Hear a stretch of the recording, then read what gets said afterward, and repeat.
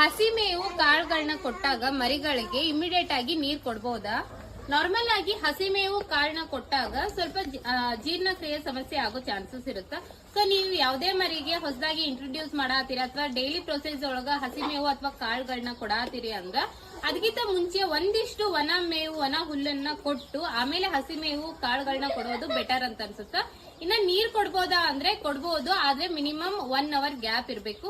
ಇನ್ನ ನಮ್ ಪ್ರೊಸೀಜರ್ ಹೇಳ್ಬೇಕಂದ್ರೆ ನಾವು ಕಾಳುಗಳನ್ನ ರಾತ್ರಿ ಹಾಕೋದ್ರಿಂದ ನಾವು ರಾತ್ರಿ ಕಾಳು ಹಾಕ್ಬಿಟ್ರ ಬೆಳಗ್ಗೆ ಆಗೋತನ ಅದಕ್ಕೆ ನೀರು ಅದು ಏನು ಕೊಡ್ತಿದ್ದಿಲ್ಲ. ಒಮ್ಮೆ ಬೆಳಗ್ಗೆ ಒಣ ಮೇವು ತಿಂದ ಮೇಲೇನೆ ಅದು ನೀರು ಕುಡಿತಿತ್ತು. ಸೊ ಈ ತರ ಮೇಂಟೈನ್ ಮಾಡ್ತಿದ್ವಿ. ಹಸಿ ಮೇವು ಬಂದ್ರೆ ನಾವು ಕುರಿಗಳಿಗೆ ಹಸಿ ಮೇವು ಹಾಕಲ್ಲ, ಬರೀ ಒಣ ಮೇವು ಹಾಕ್ತಿವಿ. ಆಡ್ಗಳಿಗಷ್ಟೇ ನಾವು ಹಸಿ ಮೇವು ಹಾಕಿರ್ತೀವಿ.